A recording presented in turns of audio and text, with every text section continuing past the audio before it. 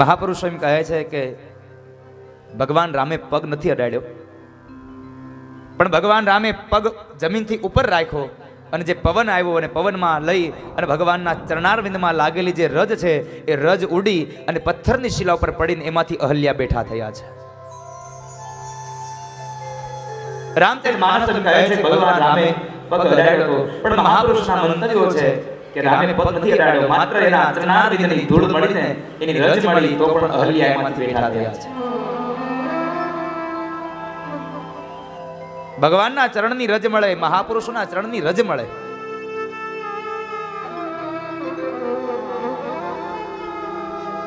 તો આપણું ભાગ્ય સુધરી જાય સાહેબ. એટલે તો આપણો ધર્મ છે કે આપણે વંદન કરીએ ત્યારે ભગવાનના હોય કે ચાહે કોઈ મહાપુરુષના હોય એના પગને અડીએ અને ત્યાર પછી આપણે મસ્તકે લગાવીએ છીએ. છેક પગના અંગૂઠે સુધી અડતા હોઈએ છીએ, પણ હવે સમય પરિવર્તિત થયો ને એટલે અંગૂઠા બંધ થઈ ગયા, હવે ગોઠણે આવી ગયા છે. હવે ગોઠણ સુધી માંડ વાંકું વળાય છે.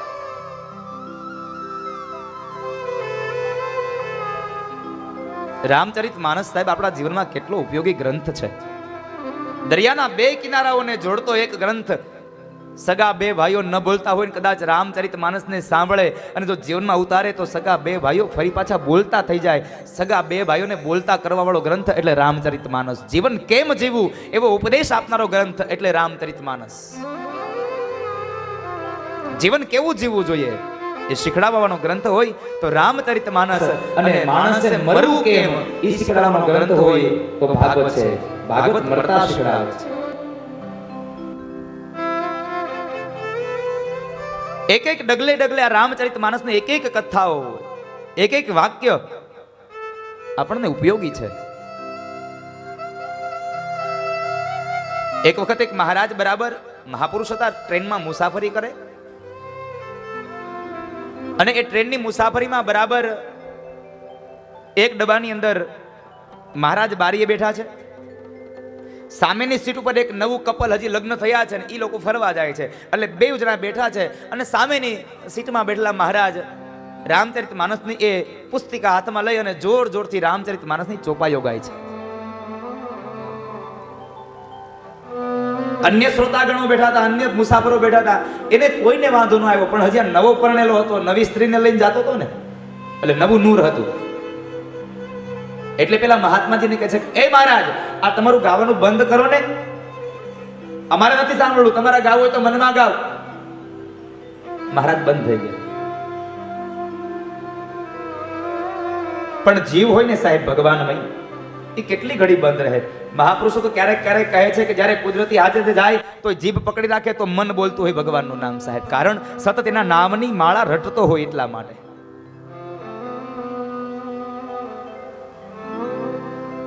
એટલે વળી પાછા મહારાજ જોર જોરથી ભાવમાં આવી અને મીડા જોર જોરથી રામચરિત માનસની ચોપાઈઓ ગાવા. એ ચોપાઈઓ ગાઈ રહ્યા છે એટલે વળી પેલો યુવાન પાછો ખીજાયો, એ મહારાજ તમને કેટલી વાર કેવું, અને તમારે જો ગાવાનું બંધ ન કરવું હોય તો બીજી જગ્યાએ વ્યા જાવ જાવ. મહારાજ કહે છે ભાઈ હવે નહીં બોલું. ટ્રેન બહુ બધી ચાલી, ઘણા સ્ટેશનો ચાલી ગઈ, એમાં એક જગ્યાએ એક સ્ટેશન ઉપર ટ્રેન ઊભી રહી. એટલે પેલો યુવાન એની પત્નીને સાથે લઈ નીચે ઉતરો. એની જગ્યા જ્યાં હતી એનો ત્યાં સામાન મૂક્યો, કોઈ બેસી ન જાય. નીચે ઉતરો. રેલવે સ્ટેશનના જે સ્ટોલ હોય એ સ્ટોલ ઉપર જઈ અને પતિ પત્ની બેવ નાસ્તો કરે છે. એ બેવ નાસ્તો કરે એટલા સમયની અંદર બરાબર ટ્રેન ઉપડી ગઈ. એટલે પતિ પત્ની બેવ દોડે છે ટ્રેનમાં બેસવા માટે, પોતાનો ડબ્બો પકડવા માટે દોડે છે. જેમ જેમ એ લોકો બંને પતિ પત્ની દોડતા જાય તેમ તેમ ટ્રેનની પણ સ્પીડ વધતી ગઈ. પોતાના ડબ્બાની નજીકમાં આવ્યા અને બરાબર પેલો ગેટમાં ચડવાનો જે સ્તંભ હોય એને પકડી અને પેલો યુવાન ચડી ગયો અને એકદમ ટ્રેન ઉપડી ગઈ. પોતાની પત્ની ત્યાં પ્લેટફોર્મ પર રહી ગઈ. એની પત્ની ત્યાં પ્લેટફોર્મ પર રહી ગઈ. એટલે પેલો યુવાન જોર જોરથી રડવા લાગ્યો, કોઈ ટ્રેન ને ઊભી રાખો ને મારી પત્ની રહી ગઈ, કોઈ ટ્રેન ઊભી રાખો મારી પત્ની રહી ગઈ. જોર જોરથી રડે છે. પેલા મહાત્માજી આવ્યા, ભાઈ શું થયું, કેમ રડે છે તું? અરે મહારાજ, મારી પત્ની ત્યાં પ્લેટફોર્મ પર રહી ગઈ. અમે નાસ્તો કરવા ગયા, ટ્રેન ઉપડી ગઈ, અમે દોડ્યા, પણ હું ચડી ગયો, પણ મારી પત્ની ત્યાં રહી ગઈ. હવે કોઈ ટ્રેનને ઊભી રાખો ને. ત્યારે પેલા મહારાજ કે છે, ભાઈ એક વાત કહું, ખોટું ન લગાડતો. તે જો મારી રામચરિત માનસ સાંભળી હોત ને તો તારી આજ પત્ની ત્યાં પ્લેટફોર્મ પર રહી ન ગઈ હોત. કારણ જ્યારે રામને વનવાસ થયો અને શૃંગેરપુરમાં રાત રોકાયા અને ગંગાના પાર કરી અને સામે કિનારે જવાનું હતું, કેવટની નાવ માગીને, ત્યારે પ્રથમ રામે માં જાનકીને નાવમાં બેસાડીને પછી રામ બેઠા હતા. આજ તું પેલા બેહી ગયો એટલે તારી પત્ની રહી ગઈ છે. રામચરિત માનસ જીવનમાં બહુ ઉપયોગી છે સાહેબ. 9 દિવસની આ ગાથાને મારે તમને 45 મિનિટમાં વર્ણવવાની છે. 9 દિવસની ગાથાને કદાચ 9 ભાવ સુધી ગાઈએ તો પણ ન ખૂટે. કારણ હરિ અનંત, હરિ કથા અનંતા. મારો હરિ પણ અનંત છે, એની કથાઓ પણ અનંત છે.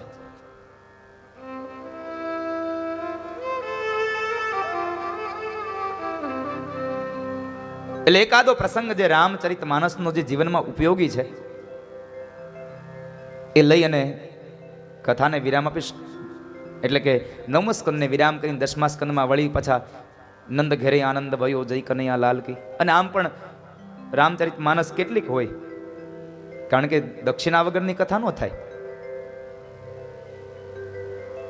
બરાબર ને ભરતભાઈ? દક્ષિણા વગરની કથા કેટલીક થાય. એક દાદા બરાબર ગોરદાદા ગામમાં ભિક્ષાવૃત્તિ માટે ગયા, અને ભિક્ષાવૃત્તિમાં ગયા એટલે એક ઘરે ગયા તો ત્યાં બરાબર ભગવાનની કૃપા એટલે દુજાણું ઘણું હશે. એટલે ગોરદાદાને લોટ મળ્યો એટલે ગોરદાદાએ પૂછ્યું, બેન છાશ છે? હા દાદા, આજ જ બનાવી છે, ઉભારો લેતા જાવ. બેન અંદર ગયા અને આવડી મોટી બરણી ભરીને લઈ આવ્યા. બરણી ભરીને લાવ્યા ને લ્યો ગોરદાદા આ છાશ. ગોરદાદા હાલતા થાય છે એ પેલા બેન બોલ્યા, એ દાદા છાશ લેતા જાવ છો, પણ જરાક રામચરિત તો સંભળાતા જાવ, રામાયણ તો સંભળાવો. એટલે દાદાએ ચાલુ કર્યું. અયોધ્યાના રાજા દશરથ હતા, એને 3 રાણીઓ હતી, એને 4 દીકરાઓ થયા, રામ, લક્ષ્મણ, ભરત ને શત્રુઘ્ન. રામના લગ્ન સીતાજી હારે થયા. ત્યાર પછી કઈ 2 વરદાન માંગ્યા અને એની અંદર રામ અને લક્ષ્મણ અને સીતાજી ત્રણેય જંગલમાં ગયા. ત્યાંથી સીતાજીનું હરણ કરી ગયો રાવણ.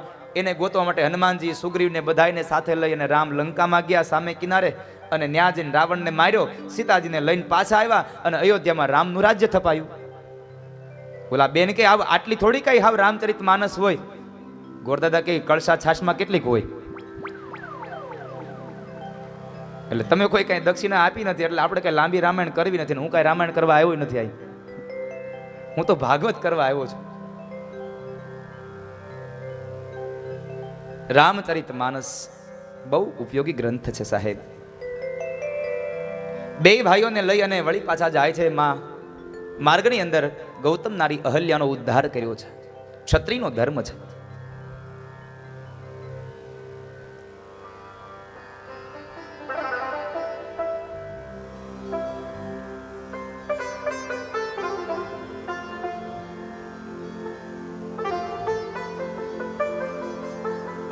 આગળ જ વી આવો બેનો, તમે વી આવો. 18 તારીખે આપણી કથા વિરામ થાય છે અહીંયા, અને 19 તારીખે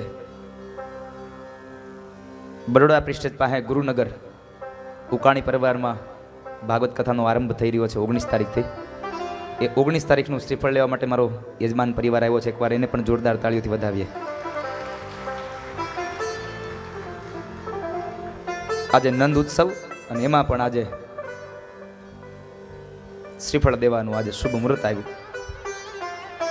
રામચરિત માનસની કથાઓને વિરામ કરીને પછી શ્રીફળ આપીશ.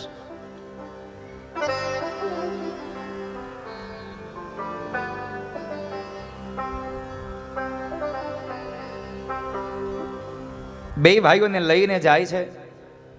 માર્ગની અંદર ગૌતમ નારી અહલ્યાનો ભગવાને ઉદ્ધાર કર્યો છે.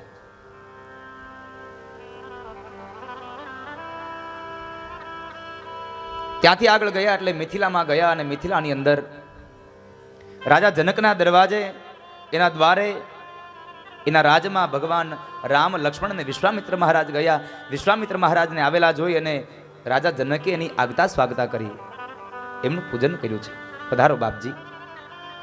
થોડી વાર થઈ એટલે રાજા જનક પ્રશ્ન કરે છે, બાપજી આ તમારી સાથે 2 આવેલા આ યુવાનો, આ પુરુષો, આ કોણ છે? કોઈ ક્ષત્રિયના સંતાનો છે, કોઈ ઋષિકુમારો છે, કે કોઈ ભગવાનનો અવતાર છે? કોણ છે આ? વિશ્વામિત્ર મહારાજ કહે છે, રાજા તું તો બહુ જ્ઞાની છો, તારી જાતે જ તું ઓળખી લે ને. સુખદેવજી મહારાજનો પણ તું ગુરુ છે, આટલો જ્ઞાની છે, સંસારમાં રહીને પણ તે સિદ્ધિને પ્રાપ્ત કરી છે. ભગવદ્ ગીતાનો ગાનારો એમ કહે છે કે ગીતાજીમાં કોઈના વખાણ ન કરે, અને સ્વયં પાછો પોતે પણ કહે છે કે જનક જેવો કોઈ આ જગતમાં કોઈ સિદ્ધ માણસ નથી. જેણે આ સંસારમાં રહી, ગ્રહસ્થી રહી અને છતાં પણ જેને સિદ્ધિઓને પ્રાપ્ત કરી છે, એવો કોઈ પુરુષ હોય તો એ જનક છે, એ મહારાજ જનક છે. રાજા તું જ ઓળખી લે ને. મહારાજ જનક કહે છે, બાપજી અત્યાર સુધી મારું આંખ અને મારું મન જો કોઈનામાં લોભાયું હોય તો માત્ર ને માત્ર એ ઈશ્વર તત્વ છે. પરમાત્મા સિવાય મારી આંખો, મારું મન ક્યારેય ન લોભાય. અને શું આજ મારી આંખો, મારું મન, આ બે યુવાનોમાં, આ બે સંતાનોમાં જો મારું મન લોભાય છે તો શું ભગવાનનો અવતાર છે? ભગવાન છે? વિશ્વામિત્ર મહારાજ કહે છે, નહીં રાજા, આ તો તારો ભાવ એટલો છે એટલે તને ભગવાનમય દેખાય છે. બાકી આ તો બે અયોધ્યા નરેશ દશરથના બે દીકરા છે. આ મોટો દીકરો રામ અને આ નાનો દીકરો લક્ષ્મણ છે. આગતા સ્વાગતા થઈ ત્યારબાદ એને વાડીની અંદર ઉતારો અપાયો છે. વાડીમાં રોકાયા, સાંજ પડી, રાત્રિનું ભોજન કરી પરવારી અને જ્યારે વિશ્વામિત્ર મહારાજ સુવા માટે પોતાની પથારી તરફ જાય છે, એ સમય એક પ્રસંગ બન્યો છે. રામચરિત માનસનો બહુ અદ્ભુત પ્રસંગ છે. જ્યારે વિશ્વામિત્ર મહારાજ સુવા માટે જાય ત્યારે ભગવાન રામ વિશ્વામિત્ર મહારાજના ચરણની સેવા કરે છે.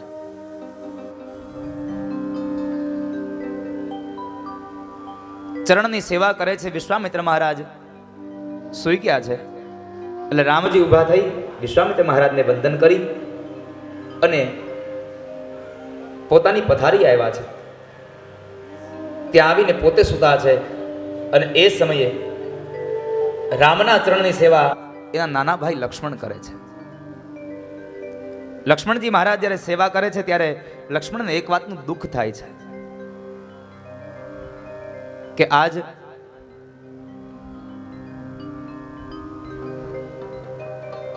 જે પગની સેવા કરું છું ને, કદાચ આવતીકાલથી આ પગની સેવા જૂટવાઈ જશે. કારણ કાલે મોટા ભાઈના લગ્ન થશે, ભાભી આવશે તો મારા હાથમાં સેવા નહીં રહે. લક્ષ્મણને દુઃખ થયું એટલે આંખમાંથી અશ્રુ વહ્યા છે. આંખમાંથી અશ્રુના બિંદ પડ્યા અને એ બિંદ આંખમાંથી નીકળી અને ભગવાન રામના પગ ઉપર પડ્યા છે. ભગવાન રામના પગ ઉપર એ બિંદ પડ્યા એટલે ભગવાન રામ એકદમ જાગૃત થયા છે.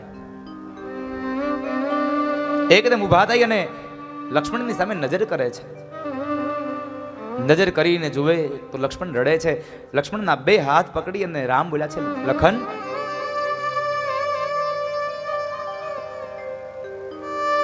તારી આંખમાં અશ્રુ શાના છે? અશ્રુ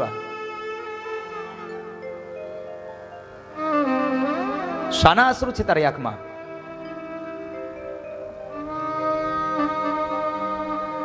તને અયોધ્યાની યાદ આવી? માની યાદ આવી? અને ત્યારે લક્ષ્મણ બોલ્યા છે, નહીં મોટા ભાઈ, જ્યાં સુધી મર્યાદા પુરુષોત્તમ રામ મારા મોટા ભાઈ મારી સાથે હોય ત્યાં સુધી મને ન માં યાદ આવે, ન મને અયોધ્યા યાદ આવે, મને કોઈની યાદ ન આવે.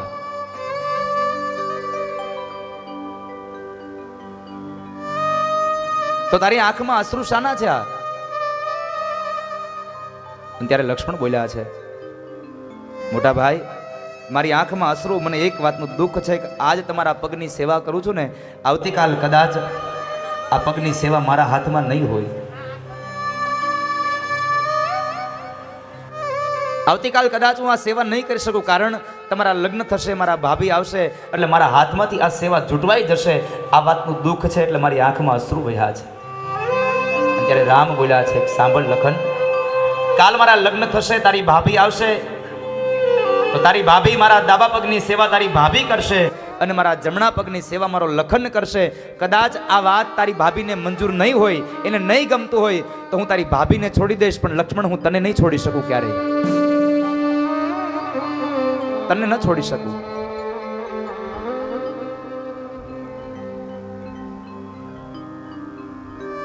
રામ આ જગતના દરેક જીવાત્માનો અંતર્યામી છે. મહાપુરુષો કહે છે રામનો અંતર્યામી લક્ષ્મણ છે. લખન એ રામનો અંતર્યામી છે. સાંત્વના આપીને લક્ષ્મણને સુવાડ્યા છે. બીજા દિવસનો સવાર થાય એટલે વિશ્વામિત્ર મહારાજને શાલિગ્રામ ભગવાનની સેવા કરવી છે. ભગવાનની સેવા કરવા માટે થઈ અને રામ અને લક્ષ્મણને બે ભાઈઓને બાજુની અંદર બગીચો છે, એ બગીચામાં તુલસી પત્રો લેવા માટે મોકલ્યા છે. તુલસી પત્રો લેવા માટે જાય છે અને એ જગ્યાએ બરાબર માં ભવાની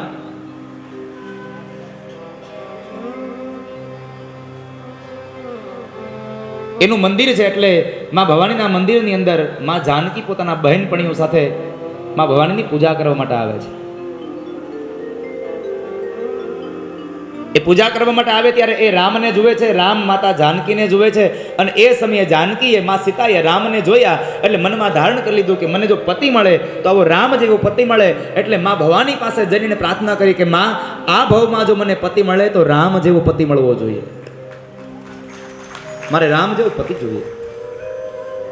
ત્યાં આગળ માની પૂજા કરી વિશ્વામિત્ર મહારાજ માટે તુલસી પત્ર લઈને આવ્યા છે રામ અને લક્ષ્મણ.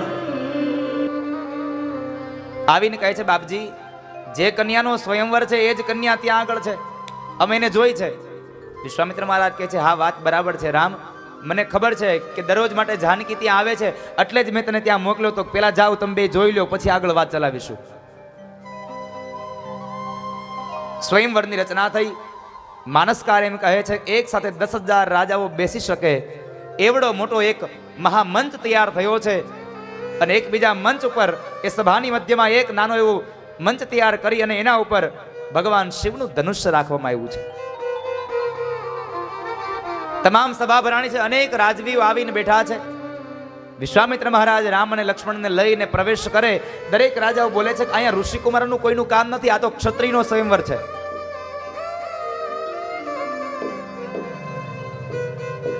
વિશ્વામિત્ર મહારાજે જ્યારે ઓળખાણ આપી કે આ તો અયોધ્યા નરેશ દશરથના બે દીકરાઓ છે રામ અને લક્ષ્મણ, એને સ્થાન મળ્યું. તમામ સભા ભરાઈ ગઈ અને મધ્યમાં એ ધનુષ રાખવામાં આવ્યું. અને એ સમયે મહારાજ જનકે ઘોષણા કરી છે, સાંભળો ભાઈઓ, જ્યારે મારી દીકરી જાનકી 3 વર્ષની હતી ત્યારે આ ભગવાન શિવના ધનુષને લઈ અને રમતી હતી. આજ એ જ ભગવાન શિવના ધનુષને કોઈ તોડી આપે તો એની સાથે મારી દીકરી જાનકીના લગ્ન થશે, મારી દીકરી એને વરમાળા પહેરાવશે. આ ઘોષણા થઈ. આ બાજુ માં જાનકીએ માં ભવાનીને પ્રાર્થના કરી કે માં આ ધનુષ જો ઉપડે તો માત્ર ને માત્ર રામથી ઉપડવું જોઈએ, બીજા કોઈથી આ ધનુષ ઉપડવું ન જોઈએ. એટલે માં જાનકી તરત ભગવાન શિવને કીધું. એટલે ભગવાન શિવ પોતાના જગતની ઉપર જેટલા પણ પોતાના ગણો છે આ બધા ગણોને સૂક્ષ્મ સ્વરૂપમાં લાવી અને ધનુષ બાણ ઉપર રાખી દીધા. અને એ સમયે એક પછી એક રાજા ઊભા થાય, ભગવાન ગણપતિને પ્રાર્થના કરે કે હે ભગવાન ગણપતિ, આ ધનુષ તૂટે તો મારાથી તૂટવું જોઈએ, બીજા કોઈથી ધનુષ તૂટવું ન જોઈએ. અને આપણે ભગવાનને પ્રાર્થના કરતા હોય ને કે ભગવાન હવનું હારું કરજો. શરૂઆત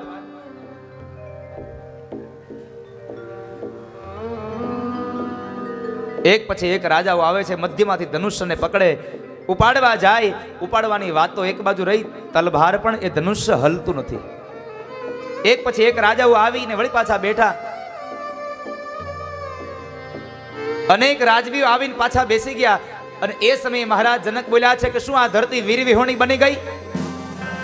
આ ધરતીમાં કોઈ ક્ષત્રિયો રહ્યા નથી. આજથી હું આ ધરતીને ક્ષત્રિય વિહોણી ગણીશ. આટલા ક્ષત્રિય વિહોણના શબ્દો સાંભળ્યા, રામનું લોહી ન ઉકળ્યું, પણ શેષ અવતાર એવા લક્ષ્મણનું લોહી ઉકળી ગયું. મહારાજ જનક જરા સંભાળીને બોલજો. રામ કહે છે લક્ષ્મણ જરા શાંત થા ભાઈ. અરે મોટા ભાઈ, જ્યાં સુધી મર્યાદા પુરુષોત્તમ રામ આ સભામાં બેઠા છે ત્યાં સુધી જનકથી બોલાય કેમ કે આ ધરતી વીર વિહોણી છે, ક્ષત્રિય વિહોણી છે? કાં તો તમે જનકને કહી દો કે આ શબ્દોને પાછા ખેંચી લે, અને કાં તો તમે જવાબ આપો, અને કાં મને આજ્ઞા આપો. હમણાં એના તમામ પ્રશ્નોનો જવાબ હું આપી દઉં. લક્ષ્મણને શાંતન કર્યા છે. લખન શાંત થા, કારણ કે શેષ અવતાર છે. શાંતન આપીને બેસાડ્યા છે. રામજીએ વિશ્વામિત્ર મહારાજ સામે નજર કરી વિશ્વામિત્ર મહારાજે આજ્ઞા આપી છે કે રામ, હવે તમારો વારો છે. રામજી ઊભા થયા. સૌપ્રથમ બે હાથ જોડી આંખો બંધ કરી અને માં કૌશલ્યાને વંદન કર્યા છે. અને જે ધરતીમાં અયોધ્યાની ભૂમિમાં જન્મ થયો, અયોધ્યાની ભૂમિને વંદન કર્યા છે. સૌપ્રથમ કારણ શાસ્ત્ર અને વેદ પુરાણ કહે છે, જનની જન્મભૂમિ સ્વર્ગાદપી ગરયસી. સ્વર્ગ કરતા પણ જો કોઈનું મહાત્મય વધારે હોય તો જે માએ જન્મ આપ્યો એ જનેતા, અને જે ધરતી ઉપર જન્મ થયો એ જન્મભૂમિ. આ બેયનું સ્વર્ગ કરતા પણ બહુ મહત્વ વધારે છે સાહેબ. આ બેયને વંદન કર્યા છે, વડીલોને વંદન કર્યા છે. ત્યારબાદ ત્યાંથી નીકળ્યા છે. આ બાજુ માં જાનકીએ ભવાનીને પ્રાર્થના કરી કે માં, હવે ધનુષ્ય હળવું ફૂલ જેવું જવું થવું જોઈએ. ભગવાન શિવને કીધું ભવાનીએ, એટલે તરત જ પોતાના ગણને લઈ લીધો. ભગવાન રામ ધનુષ્ય પાસે ગયા, બે હાથ જોડીને વંદન કર્યા. કોને? જેનું ધનુષ્ય છે એને વંદન કર્યા. ભગવાન શિવને વંદન કર્યા છે. ધનુષ્યને વંદન કર્યા.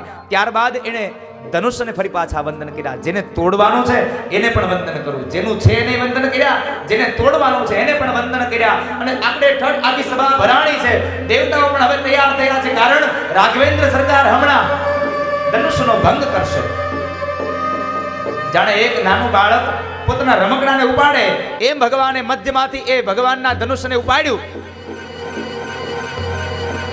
એક છેડાને ભગવાને પોતાના જમણા પગના અંગૂઠા નીચે દબાવ્યો, અને બીજા છેડાને જ્યાં નીચે નમાવા જાય, પણસ ચડાવવા જાય, ત્યાં મધ્યમાંથી ધનુષ્ય ભાંગ્યું. મહાભયંકર અવાજ થયો અને દેવતાએ ભગવાનનો જય ઘોષ કર્યો. બોલીએ રામચંદ્ર ભગવાન કી જય. ધનુષ્યનો ભંગ થયો. કહેવાય છે, માનસકાર તો કહે છે કે જેટલા રાજાઓ હતા એકદમ ભયંકર અવાજ થયો ને, તો કેટલાય રાજાઓ નીચે પડ્યા, કેટલાય રાજાઓના મસ્તકમાંથી મુગટ નીચે પડ્યા છે. દેવતાઓએ ભગવાનનો જય ઘોષ કર્યો. માં જાનકી આવી અને રામજીને વરમાળા પહેરાવે છે. રામજીએ વરમાળા પહેરી. ભગવાન રામનો જય ઘોષ થયો. મહારાજ દશરથે સૈનિકોને મોકલ્યા છે કે જાઓ અયોધ્યા જઈ અને દશરથને કુમકુમ પત્રિકા આપો. જનક રાજાએ પત્રિકાઓ મોકલાવી છે. જે અહીંયા આવીને સૈનિકો મહારાજ દશરથને સમાચાર આપે કે મહારાજ આપના દીકરાના લગ્ન લેવાય છે. મહારાજ દશરથને હરખનો પાર ન રહ્યો. અતિશય આનંદ પામ્યા છે. દેવર્ષિ નારદને બોલાવ્યા અને નારદને કહે છે, નારદ, મારા દીકરા રામના લગ્ન છે, સારું મુહૂર્ત જોવો. અને દેવર્ષિ નારદે મુહૂર્ત જોયું. માક્ષર સુદ પાંચમ અને ગૌરજ સમય. માક્ષર મહિનાની પાંચમના દિવસે ગૌરજ સમયે જ્યારે ગાયો પોતાની નિરણ ચરીને આવતી હોય અને એ સમયે જ્યારે પગની ખરીઓથી જે ધૂળ ઉડે, આ ગોરજ સમય, આવા સમયે ભગવાન રામનું લગ્ન થયું છે. આપણે પણ રાતના સમય કરી નાખ્યો. હવે અડધી રાતે ગોરજ સમયે ભગવાનના વિવાહ થાય છે. જાન જાડેરી જાન જાય છે. પછી તો કહેવાય છે કે એક જ માંડવે ચારે ભાઈઓના લગ્ન થયા છે. સીતાજીના જે બહેનો છે, કાકાની દીકરીઓ, આ બધીના લગ્નો ત્રણેય ભાઈઓ સાથે થયા છે. શ્રુત, કીર્તિ અને માંડવી અને ઉર્મિલા. આ ત્રણેય બહેનોના લગ્ન પણ અહીંયા ત્રણ ભાઈઓ સાથે થયા. એક જ માંડવે ચાર ભાઈઓએ વિવાહ થયા છે. હરખનો કોઈ પાર ન રહ્યો. આ સમયે એક પ્રસંગ બન્યો છે કે જ્યારે વિવાહ કાર્ય પૂર્ણ થયું, બધા લોકો જમવા બેઠા છે. એટલે જાનકીજીના બહેનપણીઓ હતા, સીતાજીના બહેનપણીઓ હતા, એને જરાક વિવેક કર્યો, જરાક હાસ્ય કર્યું, મજાક કરી કે અયોધ્યામાં ક્યાં કોઈને છોકરા થતા હતા. આ તો અયોધ્યાની અંદર ખીર ખાધી એટલે છોકરા થયા. રામજી ન બોલ્યા, શત્રુઘ્ન ન બોલ્યા, ભરત ન બોલ્યા, પણ શેષ અવતાર ન જીવી શક્યા. અને એ સમયે લક્ષ્મણજી બોલ્યા છે કે વાત સાચી છે, અયોધ્યામાં તો ખીર ખાધી એટલે છોકરા થયા, પણ તમને કોઈને ખબર છે કે જનકપુરમાં, મિથિલામાં તો પ્રસૂતાની વેદના વેઠવી ન પડે એટલે ધરતીમાંથી દીકરીઓ નીકળી છે.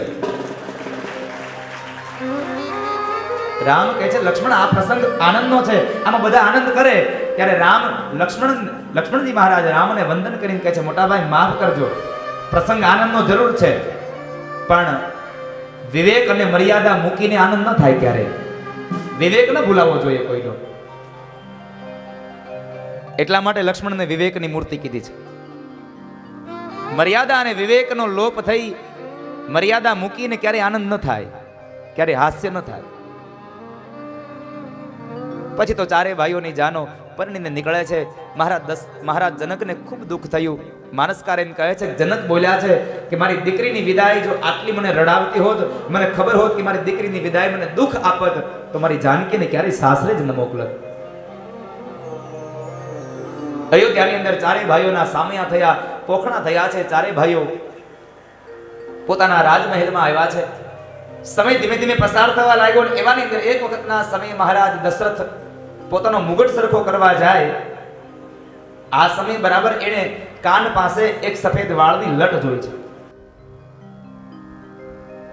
એટલે મહારાજ દશરથ થયું કે મારે કાન પાસે વાળ સફેદ થયા, હવે મારે આ વ્યવહારની દોરીઓ મારા દીકરાને આપવી જોઈએ. હવે મારે રાજ ન ચલાવાય, રામને રાજગાદી આપી દેવી જોઈએ. માત્ર એક વાળ ધોળો થયો. કેટલો? એક વાળ ધોળું થયું ને દીકરાને વ્યવહાર આપવાની એને ઈચ્છા થઈ ગઈ મહારાજ દશરથને. અત્યારે આખું માથું ધોળું થઈ જાય તો દીકરાને વ્યવહાર ન આપે. વ્યવહાર તો ન જ મૂકીએ. હજી પણ ગામડામાં જાનનું આમંત્રણ આવે ને એટલે હાંજે કે મારા ઓલા સફેદ કપડા તૈયાર કરી નાખજો, જાનમાં હું જાય. હવે દીકરાઓને જવા દો, નકર કોઈ ઓળખશે નહીં દીકરાઓને. 5 માણસમાં દીકરાને જવા દેવાય, પણ તોય ધોળા કપડા તૈયાર કરાવરાવે. સમયાંતરે વ્યવહારને પણ છોડવો રહ્યો સાહેબ. સવારમાં જ વાત કરી હતી, બ્રહ્મચર્યાશ્રમ 25 વર્ષે પૂરો થાય એટલે 26મા વર્ષમાં ગ્રહસ્થાશ્રમ આવે. 50 વર્ષે ગ્રહસ્થાશ્રમ પૂરો થાય, 51મું વર્ષ આવે વાનપ્રસ્થાશ્રમમાં જાવ એટલે વ્યવહારની દોરીઓ દીકરાઓને આપી દો. લ્યો ભાઈ, હવે તમારે જેમ વ્યવહાર કરવો એમ કરો, અમે તો ખાઈ પી ઉતરા. પણ છૂટે નહીં 70 વર્ષ સુધી આ વ્યવહાર. ચાવીનો જોડો દઈ ન હગી આપણે વહુના હાથમાં.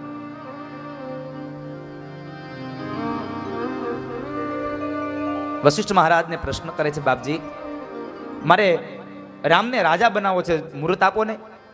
વશિષ્ઠ મહારાજ વિચાર કરે છે, આને કેમ કેવું 14 વર્ષ હજી વનમાં જવાનું છે, આટલું બધું મુહૂર્ત લાંબુ દેવાય નહીં. એટલે વશિષ્ઠ મહારાજે બુદ્ધિનો પ્રયોગ કરીને શબ્દ પ્રયોગ કર્યો છે કે રાજા, એમાં મુહૂર્ત શું જોવાનું? રામ જેથી ગાદીએ બેસે તેથી મુહૂર્ત, રામ જેથી ગાદીએ આવે ત્યારે મુહૂર્ત છે. તો બાપજી ચાલો ને આપણે કાલ જ રામને ગાદીએ બેસાડી દઈએ. ચાલો બેસાડી દઈએ. આખા અયોધ્યાને શણગારવામાં આવ્યું છે, કારણ આવતીકાલ અયોધ્યાનો રાજા રામ બને છે. અયોધ્યાની પ્રજા પણ એકદમ આનંદની ઉજવણી કરે છે કે અમારો રાજા રામ બને છે.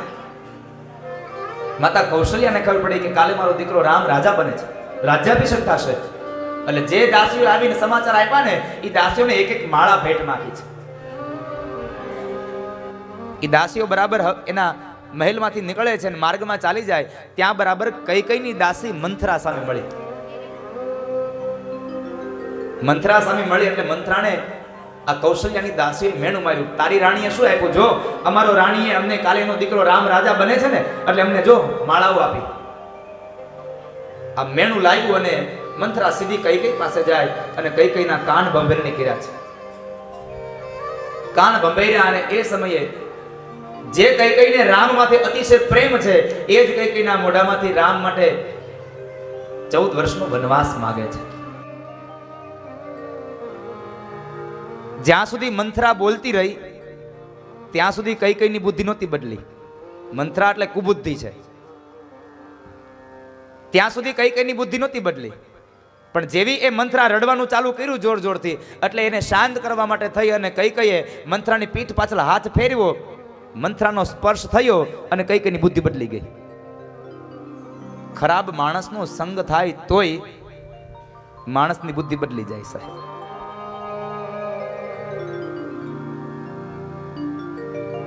સંગ કોનો કરવો, સ્પર્શ કોનો કરવો એ નક્કી તમારે કરવાનું છે. ચોખાએ કંકુ હારે મેળ કર્યો એટલે કેટલાય મોટા મોટા રાજાઓને નીચે નમાવી દીધા, અને એનો એ ચોખ્ખો મગ હારે ભેળ્યો, રંગ ખોયો, રૂપ ખોયું અને લોકોએ નામ પાડ્યું ખીચડી. નક્કી તમારે કરવાનું છે શું કરવું.